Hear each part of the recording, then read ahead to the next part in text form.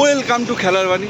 কিন্তু চলে এসেছি মোহনবাগান মাঠে অফলাইন টিকিট কাটতে, কেননা অনলাইনে যে টিকিট ছেড়েছিল সেই টিকিট কিন্তু পাইনি, ওর জন্যই কিন্তু অফলাইন কাটতে চলে এসেছি। না, ছাড়ার সাথে সাথে সোল্ড আউট, ছাড়েও কিনা আমার সন্দেহ। হ্যাঁ না, অনেকজন পেয়েছে কিন্তু আমরা পাইনি। যাই হোক, দেখলো তো আওয়ে স্ট্যান্ডে টিকিট কেটে যাচ্ছে, ওই আমার সামনে একজন বলছে আওয়ে স্ট্যান্ডে টিকিট কেটেছি দাদা। কী করা যাবে আর, চলো এখন দেখা যাক। এখন অফলাইনই ভরসা আমাদের, আর দেখি অফলাইন কটা করে দেয়, কী বৃত্তান্ত সব তোমাদের জানাবো, যার জেরে এসছি।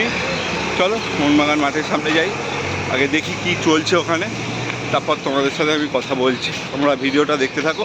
আর আজকে হ্যাঁ একটু কোয়ালিটি প্রবলেম হতে পারে, কারণ যেই ফোনে ভিডিও বানাই সেই ফোনটা কিন্তু আনিনি, ওই কারণে কিন্তু কোয়ালিটি প্রবলেম হতে পারে। আইদার মানিয়ে গুছিয়ে নিও। আর এখন আছি ইডেনের একদম সামনে, চলো মোহনবাগান মাঠে গিয়ে কথা হচ্ছে। এখানে কিন্তু এসছি, এখন কিন্তু বাজে 11টা, আর অফলাইন দেবে কিন্তু 12টা দিয়ে। এখানে দুজনে দাঁড়িয়ে আছি আমরা। আর এখানে কিন্তু আগের দিনের মতনই, যেই ম্যাচটা আমি মানে টিকিটের ভিডিও বানাই আগের দিন, যেরকম তোমার C2 ছিল সেরকম তোমাদের ওখানে C2 আছে, আর বাদ বাকিগুলো সব ওখানে আছে। বাদ বাকি D2, B2, D1 সবাই ওখানেই কিন্তু আছে আগের দিনের মতন। আর অফলাইন কাউন্টারটা কিন্তু আগের দিন যেরকম ওখানে ছিল, এবার কিন্তু এই যে এই লাইনটা কিন্তু অফলাইন লাইন। এইবারে আগের বার যেরকম ওখানে ছিল এবার কিন্তু ওখানে নেই, এখানে করেছে। কোনোবারই টিকিট সম্পর্কে ডুরান্ট কমিটি কোনোবারই এক্সিকিউট ঠিকমতো করতে পারে সত্যিকার থ্যাংক ইউ। আর দাদা কী মনে হচ্ছে ফাইনালে কী হবে? জিতবে আমাদের টিম জিতবে, স্ট্রং আছে। হ্যাঁ, নর্থ ইস্টও কিন্তু আনবিটেন হয়ে কিন্তু ফাইনালে ভরসা আছে, জিতবে শুনে নিলে। আর দেখা যাক, জল নিতে হচ্ছে। হ্যাঁ ঠান্ডাও নিলাম। আর দেখা যাক কতক্ষণ পর টিকিট ছাড়ে, কারণ ডুরান্ট কমিটি, জয় মোহনবাগান। ডুরান্ট কমিটি তো একদম ফালতু সত্যিকারই, একদম প্রতি বছর ফাইনালে টিকিট ফাইনাল প্রতি বছর, মানে 1 বছর 2 বছর না, প্রতি বছর যেইবার ডার্বি হবে, ফাইনাল হবে, কলকাতার টিকিটের ক্রেজ মানে ওরা থাকবে, ইচ্ছা করে বন্ধ করে দেবে, এইসবই হবে। এই বছর হচ্ছে, তো আমরা দেখতে থাকো, দেখি কখন কি ছাড়ে। আবার আমরা খোঁজে এসেছি C2, কিন্তু C2 কিন্তু পাবো কি না জানি না, দেখা যাক কী হয়। তোমাদের সব দেখাচ্ছি, তোমরা দেখতে থাকো।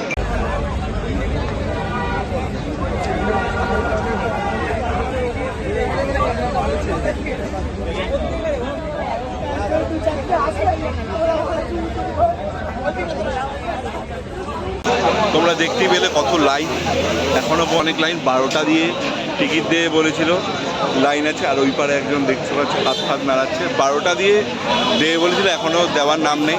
1:45 বাজে, কোনো কিন্তু কিচ্ছু দিচ্ছে না, শুধু অফলাইনে C1 দিচ্ছে। C1 কিন্তু কেউ নিতে চাইছে না এখানে, কিন্তু ওর জন্যে লাইন দিয়ে দাঁড়িয়ে আছে সবাই। আর ওই পারে দেখতে পাচ্ছ পেছন পর্যন্ত লাইন চলে গেছে ওই পারে, আর ওই পারে একজন দাঁড়িয়ে আছে, শুনতে পাচ্ছে না, ওই পার দিয়ে কথা শোনা যাবে না। যাই হোক, দেখা যাক কখন কি দেয়, তোমাদের দেখাবো, আর তোমরা দেখতে থাকো। 1টা থেকে 1:30 কিন্তু বাস দিয়ে যায়, ওই কারণে কিন্তু আমরা বেরিয়ে গেছি। কি আর করা যাবে, টিকিট কিন্তু পেলাম না। C2 টিকিটের জন্য এসেছিলাম, শুধু C1।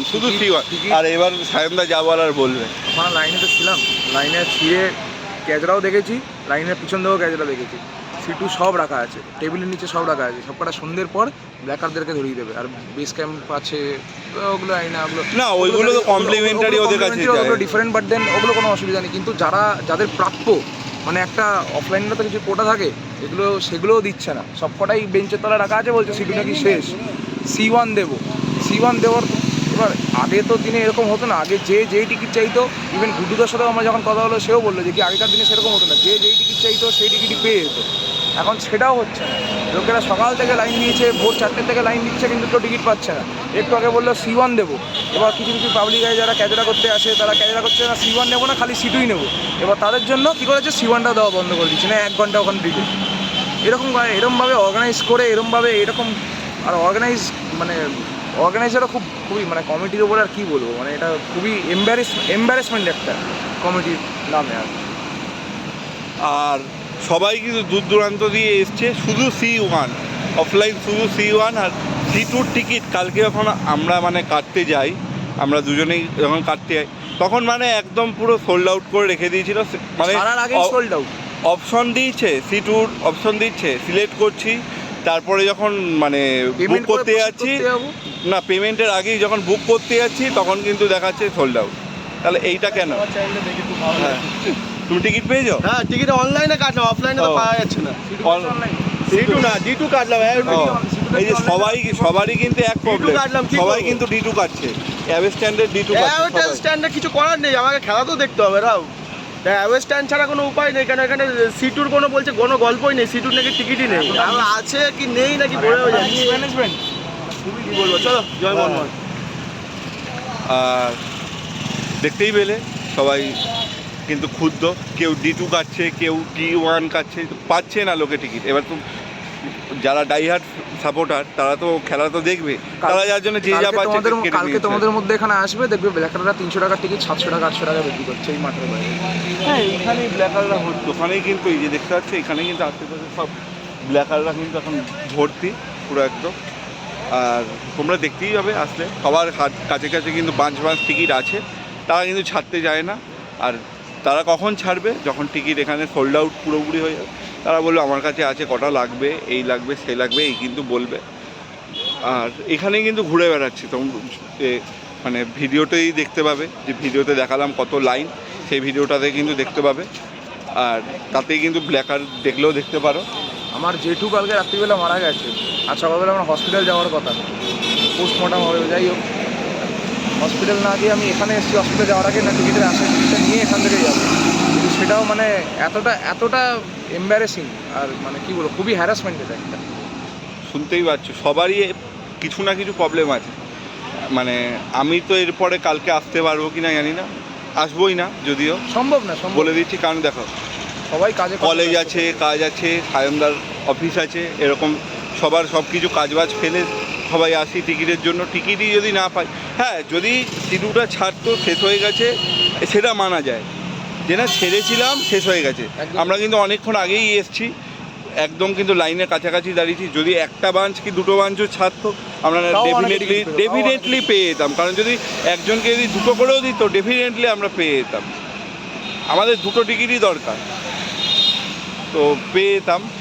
আর কিছু বলার নেই, দুরান কমিটিকেও কিছু আর বলার নেই। প্রতি বছর এক কেস, প্রতি বছর এই কেসের জন্য মানে সবাই সাধারণ সমর্থক সবাই কিন্তু হ্যারাসমেন্ট হচ্ছে, হতে থাকবে। এরা আর কেউ কিছু বলারও নেই, কেউ কোনো প্রোটেস্ট হয় না এই নিয়ে, হতে থাকবে, এগুলো চলতেই থাকবে। কী মনে হয়? না, একদমই ঠিক কথা। এটা নিয়ে প্রোটেস্ট প্রতিবাদ করা উচিত, কারণ এটা ফ্যান বেসের জন্যই মানে এটা কী বলবো, মানে একটা সেটব্যাক, একটা সেটব্যাক যে কোনো। এটা ইস্ট বেঙ্গল হলে হয়তো মেবি ইস্ট বেঙ্গলের সঙ্গেও হতো, মোহনবাগানের সঙ্গে হচ্ছে। হ্যাঁ, ইস্ট বেঙ্গলের সাথে হতো, কিন্তু কথাটা হচ্ছে যে এই যে মানে খেলাগুলো, ফাইনাল খেলাগুলো সে বাইরে পড়ে না, আমি মনে করি অ্যাকচুয়ালি ভালো হয়। কারণ টিকিটের এই হাহাকার দিয়ে, মানে টিকিটের হাহাকার কেন লাগে? টিকিটগুলো চেপে লাগে, দোষটা একদম, টিকিটগুলো চেপে রাখে, কেন চেপে রাখবে? দোষটা কোনোভাবে ইস্ট বেঙ্গল মোহনবাগানের ওপর নয়, পুরোটাই মানে না, কমিটি, অর্গানাইজার। হ্যাঁ, যখন দুরান কাপে 2021 সালে যখন টিকিট দেয় তখন মহামারান উঠেছিল, সেইবারে মহামারানের সাথে এফসি গোয়ার খেলা ছিল। সেইবারও সেই এক কেস তোমরা দেখেছিলে চ্যানেলে যারা 2021 সাল দিয়ে ভিডিও দেখছো তারা কিন্তু অবশ্যই দেখেছিলে, যে দেখিয়েছিলাম আমি টিকিটের কি হাহাকার লেগেছিল। টিকিট কিন্তু মানে সব ছিল, টিকিট ওরকমই চেপে দিচ্ছিল, তাও আবার ওটা ফ্রি টিকিট ছিল, সেই টিকিটও চেপে দিচ্ছিল।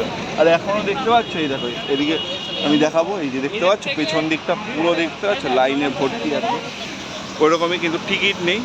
আর যাই হোক, আমরা অনেক কিছু বকে নিলাম, আমরা অনেক কিছু বললাম। যাই হোক, ভিডিওটা পারলে শেয়ার করো সবার কাছে, যে কত লাইন, লোক কিন্তু টিকিট পাচ্ছে না একদম। জানা দরকার কলকাতা ফুটবলে কী হচ্ছে। আর তাহলে চলো, আজকের জন্য টাটা। আর ভিডিওটা ভালো লাগলে লাইক করো, শেয়ার করো। আর তোমাদের কমেন্ট করে জানাও তোমরা কারা কারা টিকিট পেলে, আর কাদের মানে পাওনি কারা সেটাও জানাও, যে মানে এই হ্যারাসমেন্টের জন্য কারা কারা টিকিট পাওনি সেটা জানিও। তাহলে চলো, আজ এখনের জন্য টাটা। অবশ্যই চ্যানেলটা সাবস্ক্রাইব করো, ফেসবুক আর ইনস্টাগ্রাম পেজটা ফলো করো। আর চলো, ততক্ষণে সবাই ভালো থাকবে, সুস্থ থাকবে।